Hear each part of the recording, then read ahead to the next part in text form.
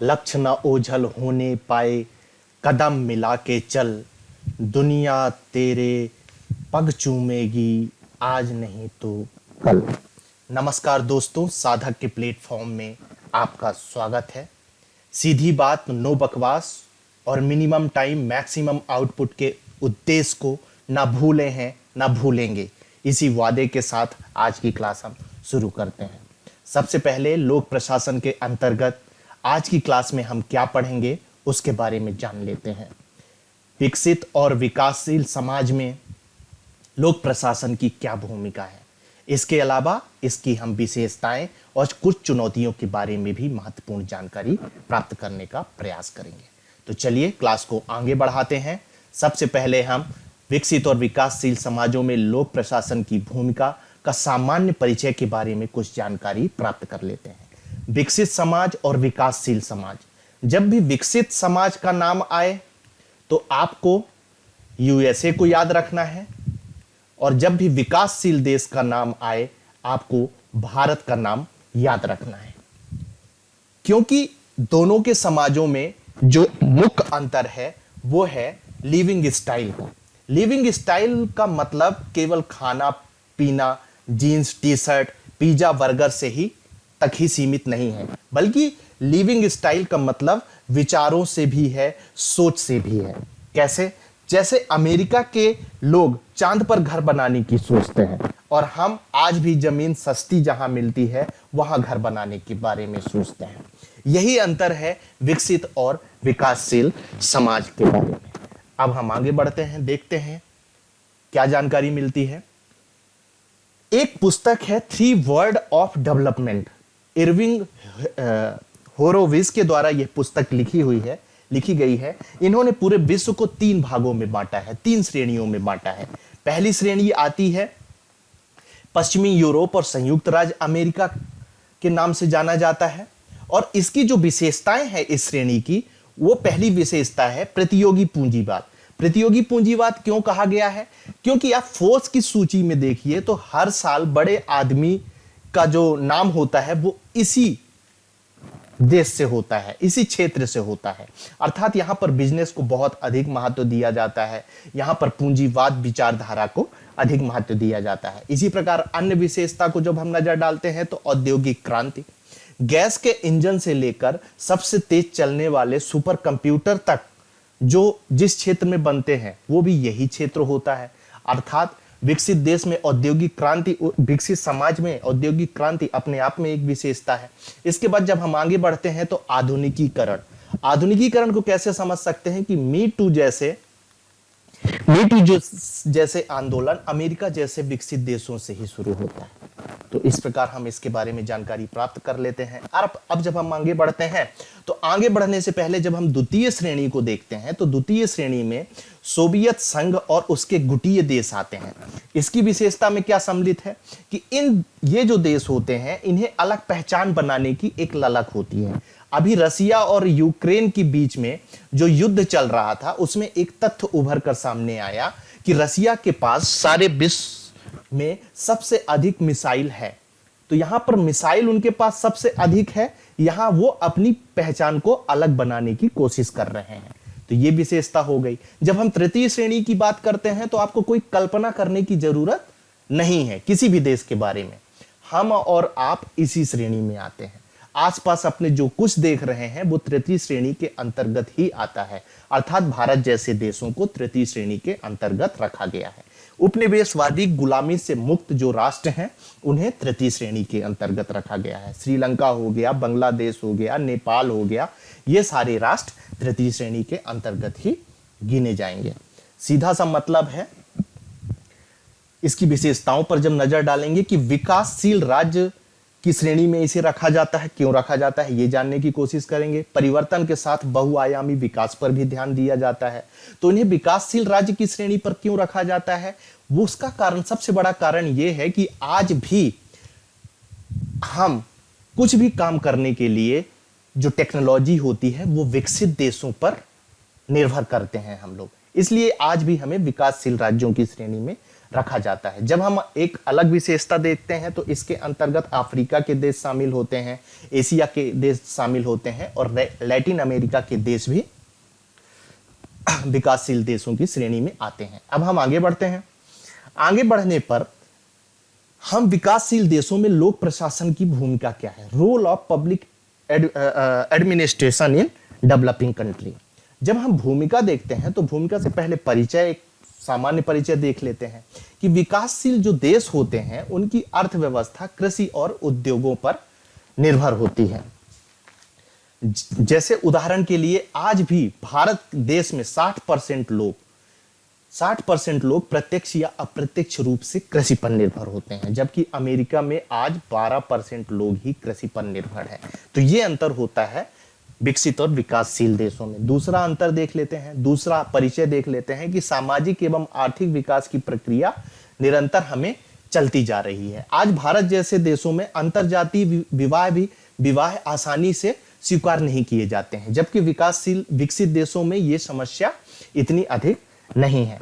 अब हम जब आगे बढ़ते हैं तो एक विशेष बात यह है कि फेडरिक्स नाम के एक विचारक हैं, उन्होंने अपने प्रेज्मेटिक मॉडल के अंतर्गत विकासशील देशों के प्रशासनिक ढांचे को साला नाम दिया है। साला शब्द इसलिए याद रखना आपको जरूरी हो जाता है क्योंकि ये 3 नंबर और 5 नंबर में भी किसी भी प्रत्यक्ष या अप्रत्यक्ष रूप से पूछा जा सकता है। इसके अंतर्गत भारत, दक्षिण अफ्रीका, इंडोनेशिया, मलेशिया जैसे देश शामिल किए गए हैं। अब जब हम आगे बढ़ते हैं तो आगे बढ़ने से पहले हमें कुछ अन्य विशेषताओं पर भी नजर डाल लेना अत्यंत महत्वपूर्ण हो जाता है, और ये जो विशेषताएं हम देखेंगे ये फेरल हाजी के अनुसार बताई गई हैं। सबसे महत्वपूर्ण विशेषता है प्रशासन ने कानूनों पर अत्यधिक बल दिया है। अत्यधिक बल दिया है, इसे हम कैसे समझ सकते हैं? कोई भी काम कराने जाओ आप, प्रशासन हमेशा बोल देता है कि कानून ही ऐसा बनाया गया है, इस पर हम क्या कर सकते हैं। जैसे आपको ड्राइविंग लाइसेंस बनवाने जाना है, ड्राइविंग लाइसेंस बनाते बनाते आपके पसीने छूट जाते हैं और हमेशा एक ही हवाला दिया जाएगा कि कानून ही ऐसा है, हम क्या कर सकते हैं। दूसरी विशेषता क्या है? विकासात्मक और नियमित कार्यबल। लोक सेवकों द्वारा हमेशा कार्यों को महत्व दिया जाता है, ये बिल्कुल सही बात है। पाश्चात्य देशों से प्रभावित लोक प्रशासन हमारा पाश्चात्य देश से प्रभावित होता है। किसी भी लोक प्रशासनिक अधिकारी से आप बात करेंगे, मैक्सिमम लोग यही कहेंगे कि अमेरिका में ऐसी व्यवस्था है, अमेरिका में ऐसी व्यवस्था है। तो मेरा कहना यह है कि भारत को भारत जैसे बनाने की कोशिश करनी चाहिए, ना कि भारत को अमेरिका जैसे बनाने की कोशिश की दौड़ में हमें शामिल हो जाना चाहिए। अत्यधिक निर्भरता हमें साफ तौर पर नजर आती है किसकी? राजनीतिक कार्यों जो कार्यकर्ता हैं या राजनीतिज्ञ हैं, जो मंत्री हैं, लोक सेवकों पर अत्यधिक निर्भरता है। ये कैसे पता चलता है? आज भी किसी मैक्सिमम मंत्री ऐसे हैं कि संविधान के बारे में उन्हें अधिक जानकारी नहीं है। उनके सेक्रेटरी यह तक बताते हैं कि साहब यहाँ पर साइन कर दीजिए। तो यहाँ पर देखा जाए तो मंत्री जी की निर्भरता किस पर है? लोक प्रशासकों पर है। ये भी एक अच्छी चीज नहीं है। औपचारिकताओं की अधिकता है, जिसके कारण लेट लतीफी हमेशा देखने को मिलती है। औपचारिकता को कैसे हम समझ सकते हैं? आज भी अब जब आप ट्रेन पर जाते हैं तो प्रशासन में औपचारिकताओं को कितना महत्व दिया जाता है। जब आप अपना डिजिटल आधार कार्ड दिखाएंगे तो उसमें जो टीसी होगा, मैक्सिमम टीसी यही कहेंगे कि आपको हार्ड कॉपी में आधार कार्ड अपने पास रखना चाहिए। तो ये परंपरागत रूप से हार्ड कॉपी देखने का आधार काम का सिलसिला चला जा रहा है। तो औपचारिकताओं की अधिकता भी प्रशासन पर दिखाई देती है। लोक सेवकों का जो सिद्धांत होता है वो राजनीतिक रूप से तटस्थ होने का होता है और व्यवहारिकता दल से दूर रहने की होती है। लेकिन इसे बताने की जरूरत नहीं है, आए दिन हम इसके उदाहरण देखने को मिलता है कि ये लोक प्रशासन उसके पक्ष में बोल रहा है, एक लोक प्रशासन दूसरे के पक्ष में बोलता है। लोक सेवकों का बेनाम रहने से मतलब क्या है कि मंत्रिमंडल, हमारे यहाँ जो शासन व्यवस्था है वो है मंत्रिमंडल उत्तरदायित्व के सिद्धांत पर काम करती है। आज तक आपने कभी सुना है कि जब रेलवे का एक्सीडेंट होता है तो किसी सचिव ने इस्तीफा दिया हो? आपने नहीं सुना होगा। इस्तीफा कौन देते हैं? मंत्री जी ही देते हैं। तो देखा जाए तो यहां पर लोक प्रशासक जो है बेनाम रहकर काम करते हैं। ठीक है, अब हम आगे बढ़ते हैं। जब आगे बढ़ते हैं तो एक अन्य विशेषता आती है लोक सेवा उत्तरदायित्व। तो लोक सेवा प्रत्यक्ष रूप से विधायिका के प्रति उत्तरदायी नहीं होते हैं, वो कार्यपालिका के प्रति उत्तरदायी होते हैं और कार्यपालिका जो होती है वो विधायिका के प्रति उत्तरदायी होती है। अब हम विकासशील देशों में लोक प्रशासन की भूमिका क्या है उसके बारे में थोड़ी सी जानकारी प्राप्त करते हैं। जानकारी प्राप्त करने से पहले हम ये बता दें कि इसकी भूमिका को हमने दो भागों में बांटा है। पहला भाग है मुख्य भूमिका के रूप में हम पढ़ेंगे और दूसरा भाग अन्य भूमिका के रूप में पढ़ेंगे। तो मुख्य भूमिका की बात करते हैं जब, तो सबसे पहला बिंदु हमारे सामने आता है मुख्य भूमिका के अंतर्गत कानून और व्यवस्था बनाए रखना। प्रशासन का यह सबसे महत्वपूर्ण कार्य होता है, कोई भी जिला हो, कोई भी कस्बा हो, कि वहां कानून व्यवस्था भली भांति तरीके से बनाया जा सके।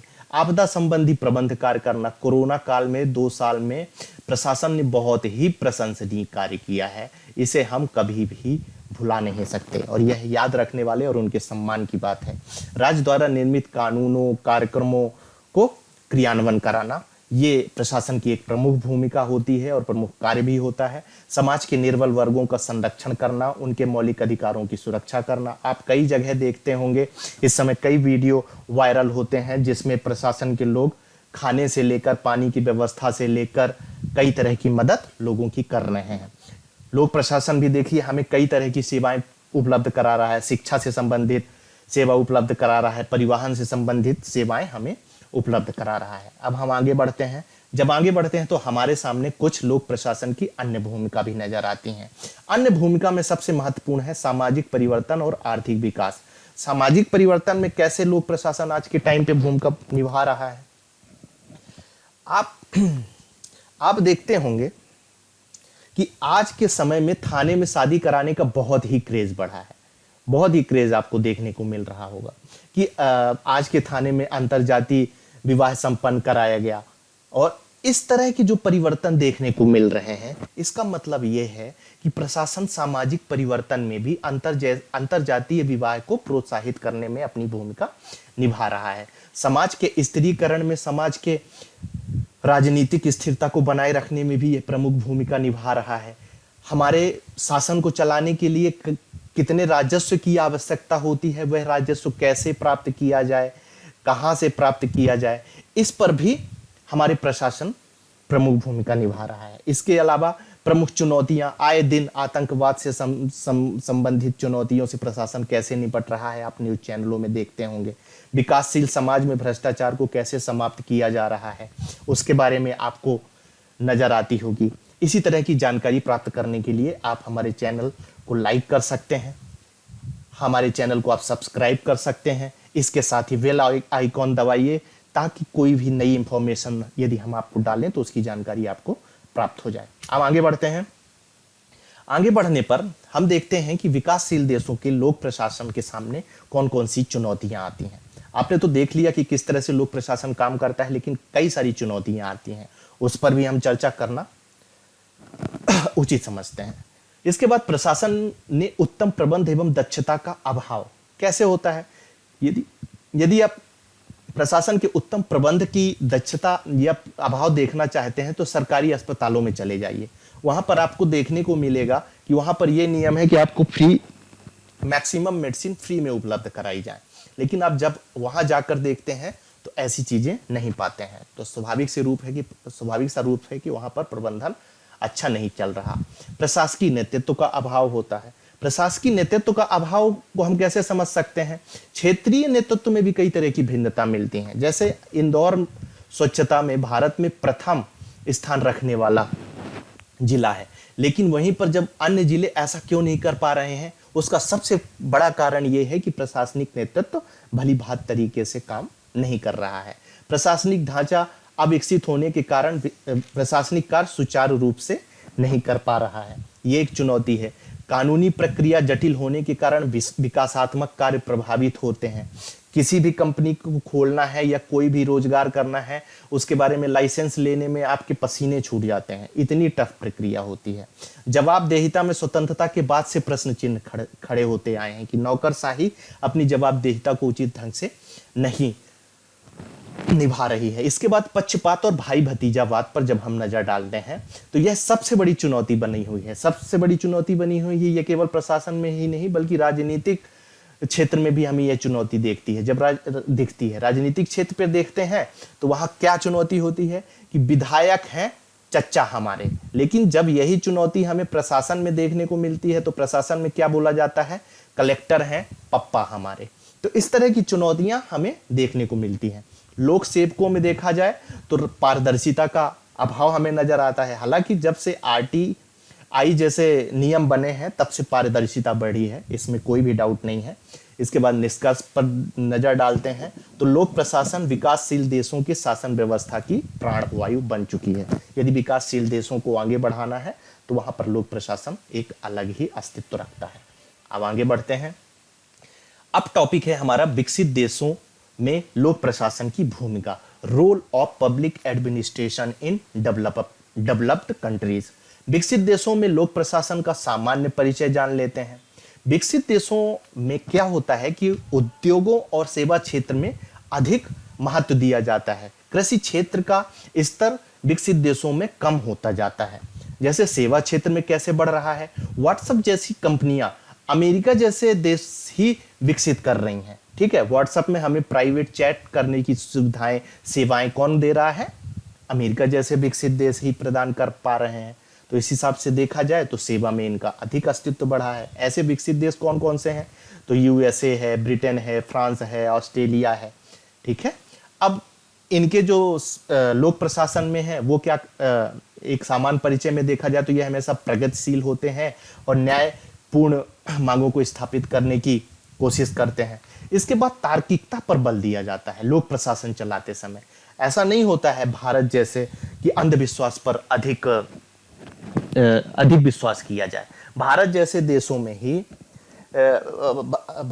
देशों में ही पैसा दुगना करने वाले बाबा मिलते हैं।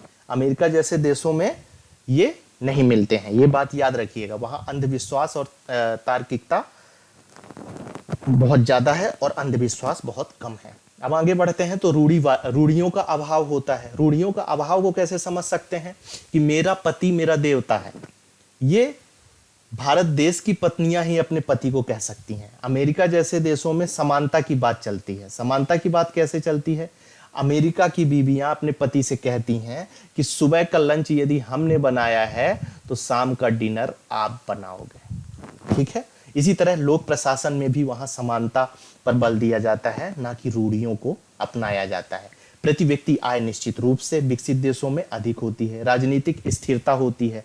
भारत जैसे देशों में नहीं कि सरकार बनी और एक छोटी सी क्षेत्रीय नीति पार्टी बड़ी पार्टी को सरकार बनाने के लिए या तो लालच देती है या धमकी देती है कि हम आपकी सरकार गिरा देंगे। जबकि अमेरिका जैसे देशों में यह स्थिति है कि 4 साल के लिए सरकार बनी तो वो बस सरकार बनी रहेगी। ठीक है, अब आगे बढ़ते हैं।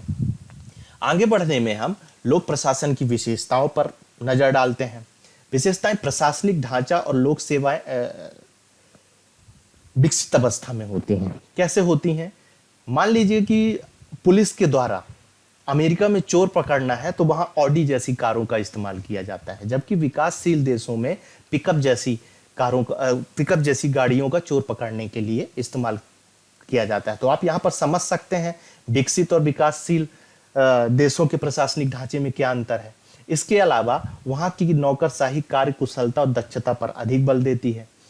इसके अलावा विशेषज्ञ प्रधान व्यवस्था को महत्व दिया जाता है। ऐसा नहीं कि आप कलेक्टर बन गए हैं तो आपको किसी का भी हेड बना दिया जाएगा। वहां पर ऐसा होता है कि पर्यावरण के बारे में यदि आप पर्यावरण विशेषज्ञ हैं तो आपको पर्यावरण का क्षेत्र ही सौंपा जाएगा। अब आगे बढ़ते हैं। राजनीतिक संस्था का नौकरशाही पर प्रभावी नियंत्रण होता है। ठीक है, अच्छी बात है। नौकरशाही की भूमिका नियंत्रण और नियामक की तरह होती है। बिल्कुल, इस चीज को भी हम पहले समझ चुके हैं पुराने वीडियोस में। विकसित देशों में लोक प्रशासन की भूमिका, विकसित देशों में लोक प्रशासन की भूमिका के बारे में जब बात करेंगे तो इसे भी हमने 2 भागों में बांटा है। 2 भागों में जब बांटते हैं तो मुख्य भूमिका के बारे में अध्ययन करेंगे कि विकसित देशों में लोक प्रशासन की मुख्य भूमिका क्या है, विकसित देशों में लोक प्रशासन की अन्य भूमिका क्या है। ठीक है, इसकी सबसे पहले हम जानकारी प्राप्त करते हैं।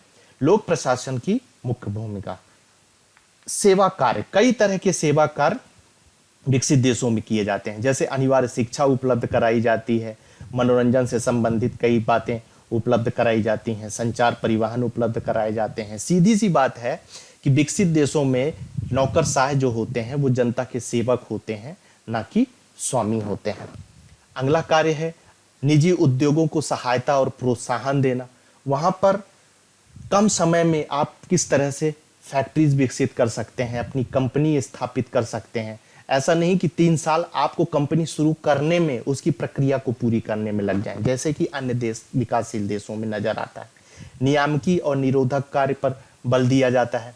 इसके अलावा कुछ और अन्य बातों पर चर्चा करेंगे, लेकिन आपको यदि चीज़ें पसंद आ रही हैं तो उन्हें लाइक करें, हमारे चैनल को सब्सक्राइब करें, सब्सक्राइब करने के साथ बेल आइकॉन दबाना ना भूलें।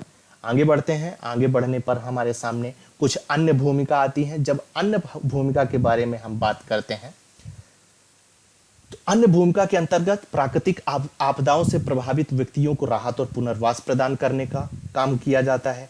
विधिक सत्ता द्वारा निर्मित विद्युत कई तरह के कार्यक्रमों को क्रियान्वित करने की बात की जाती है। राजनीतिक व्यवस्था को स्थिरता बनाए रखने की बात की जाती है। तर्कसंगत आधार पर कानूनी फैसले लिए जाते हैं।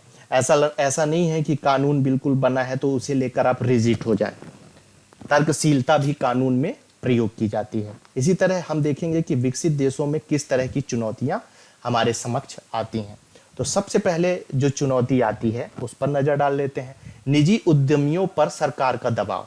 वहाँ के जो व्यापारी हैं वो सरकार पर, क्योंकि पूंजीवादी विचारधारा है, तो वहाँ के व्यापारियों द्वारा सरकार पर कैसे दबाव बनाया जाता है। गन कल्चर के बारे में आपने सुना होगा, अमेरिका के गन कल्चर के बारे में, कि आए दिन एक स्कूल का विद्यार्थी कई लोगों को मौत की घाट उतार देता है। ठीक है, तो अमेरिका में ये बंद क्यों नहीं हो रहा, इस पर भी सोचना चाहिए, क्योंकि वहां पर इसका बहुत बड़ा व्यापार है, उसे इतनी आसानी से बंद नहीं किया जा रहा है। ठीक है, तो सरकार पर इसका दबाव पड़ता है। इसके अलावा विभिन्न संस्थाओं के बीच में समन्वय का अभाव भी देखा जाता है। दबाव समूहों का सरकार और प्रशासन पर अत्यधिक प्रभाव होता है। जैसे मीटू जैसे आंदोलन इतना प्रभावी हो जाते हैं कि प्रशासन भली भांति तरीके से काम नहीं कर पाता है। अब हम आगे बढ़ते हैं। आगे बढ़ने पर हम निष्कर्ष की बात करेंगे। निष्कर्ष में भी वही बात कहते हैं कि लोक प्रशासन विकसित देशों की शासन व्यवस्था की प्राणवायु बन चुकी है। ठीक है, अब विकासशील और विकसित देशों के लोक प्रशासन में अंतर क्या है। हालांकि वीडियो नंबर 2 में मैंने इस तरह के कई अंतर और लोक प्रशासन से संबंधित बहुत ही महत्वपूर्ण शब्दावली के बारे में चर्चा करी है, और मैं चाहूंगा कि आप जाकर उसे देखें और इसका लाभ उठाएं। लेकिन यहाँ पर कुछ अंतरों को हम देखेंगे, विशेष रूप से देखेंगे। चलिए आगे बढ़ते हैं। विकसित और विकासशील देशों के बीच में अंतर देखते हैं। तो विकासशील देशों में जो अंतर है कि ये अल्प विकसित होते हैं, इनका प्रशासनिक ढांचा, और विकसित देशों का प्रशासनिक ढांचा विकसित होता है। राजनीतिक संस्थाओं पर विकासशील देशों का लोक प्रशासन का अप्रभावी नियंत्रण होता है। राजनीतिक संस्थाओं पर प्रशासन का विकसित देशों पर प्रभावी नियंत्रण होता है।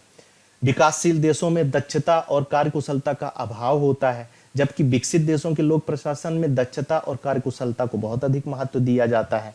इसके अलावा सामान्य प्रधान प्रशासनिक व्यवस्था विकासशील देशों में देखने को मिलती है। विशेषज्ञ स्वरूप की लोक सेवाएं कहाँ पर देखने को मिलती हैं, विकसित देशों में देखने को मिलती हैं।